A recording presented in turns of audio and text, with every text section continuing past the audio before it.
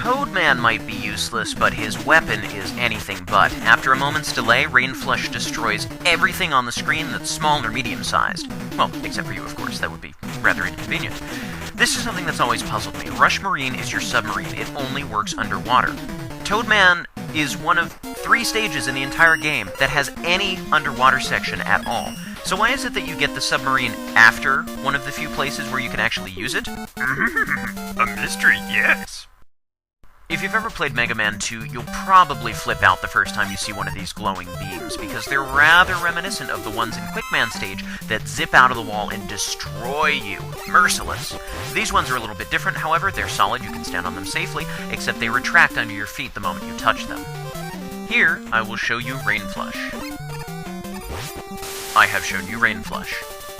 Now I'm going to use Skull Barrier in the way it was really intended to be used, sucking up projectiles and also dealing damage to enemies. It's not recommended that you try and take out larger enemies with Skull Barrier. Like sliding too close to a ladder, you'll climb back down and look like a goofball. Not recommended.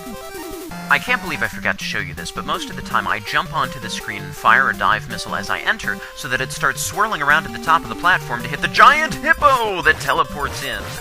It's kind of fun just watching it swirl around in midair and waiting for something to teleport. Anyways, I made short work of the hippo with the dive missile, but there's a lot of different weapons you can use. Pharaoh's shot is good because it's multi-directional, or you could just stand there and shoot out the sections of the platform that are holding him up.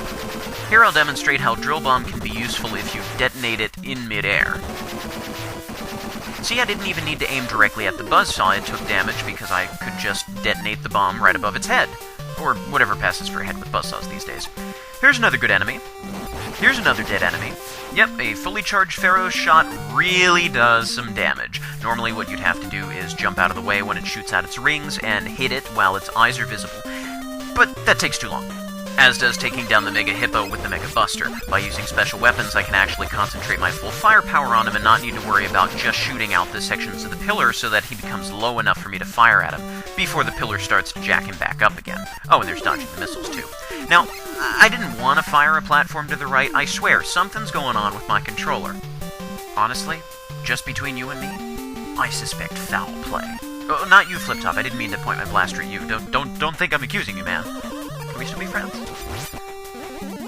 If you listen closely to the music of Ringman stage, you can sort of hear shades of Cutman from Mega Man 1 in there. Have a listen.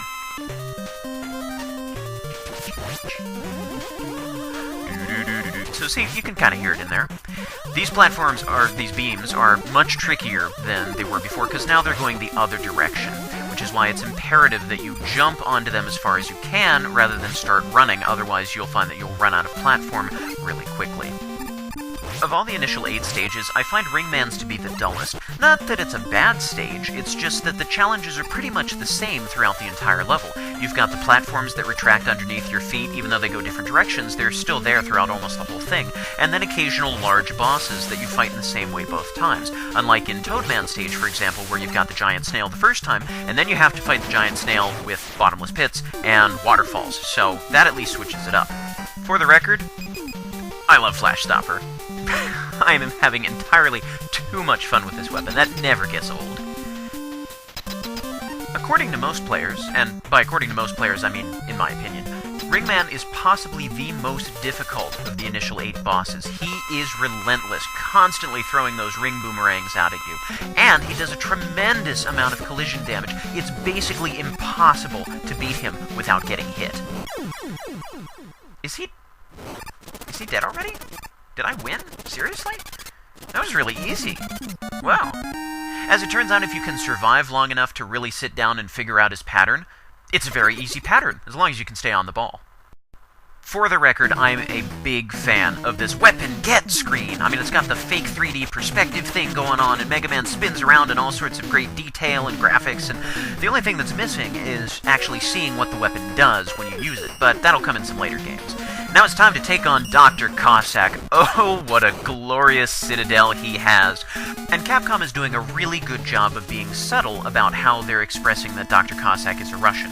I mean, you can look at his name, and that's a pretty good tip. And also looking at the architecture of his castle. Russians are well known for their onions. Or something like that. This is another stage that has shades of Cutman coming through in the music, so if you listen closely, you might be able to hear that. And I'm trudging through the thick snow, and I love it. There's an E-tank hidden in the corner on the left side that you can't even see. Fantastic. This is Ring Boomerang, and it's a good weapon, but it's really not my favorite. I really enjoy the wide array of weapons that you have in this game. Everything serves a different purpose. Toadman's weapon is different from Brightman's weapon, is different from Skullman's weapon. Everything has a function and a place, and it's useful. Every weapon gets a chance to shine, and I love that. That's very important to me in a Mega Man game, because it makes it worthwhile to actually fight the bosses and get their weapons. Otherwise, if you have 3 weapons that function the same, it's like, well, what did I go through all that trouble for? The only qualm that I have is that Dust Crusher and Ring Boomerang are fairly similar in that they both fire horizontally, and they also do about the same amount of damage. Now see this?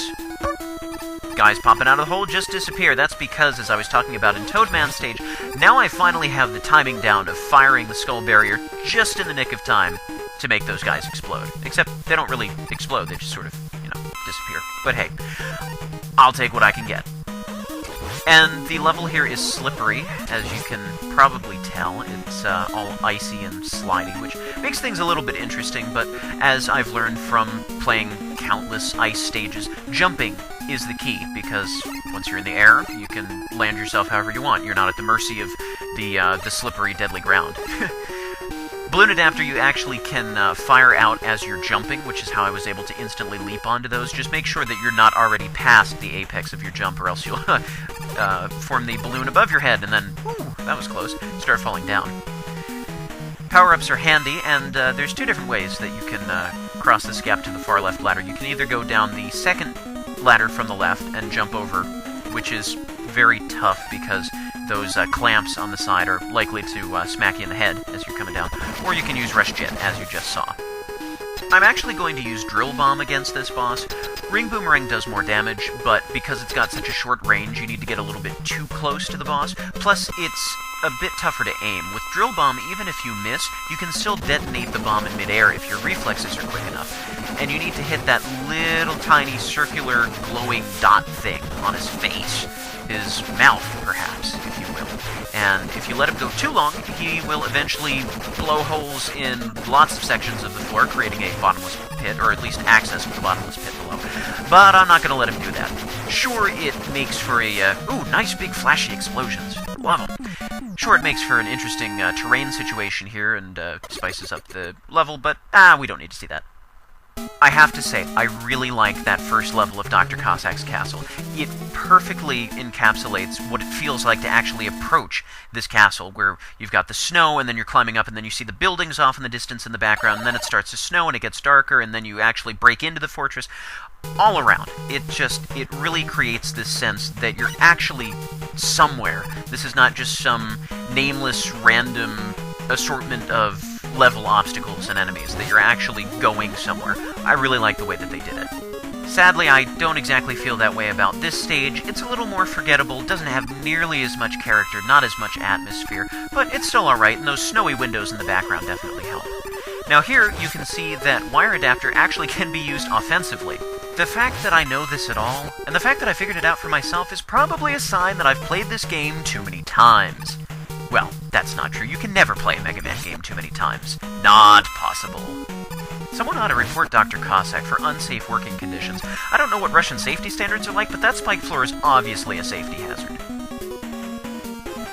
This is a pretty clever little section here. You've got these blocks with spikes on the end, and they shift from side to side when the blocks flash. And the spikes don't kill you instantly, but they will most likely knock you off when they hit you, which is a pain in the whatever body part they hit you in. This section is all about timing, and if you screw up, screaming and yelling.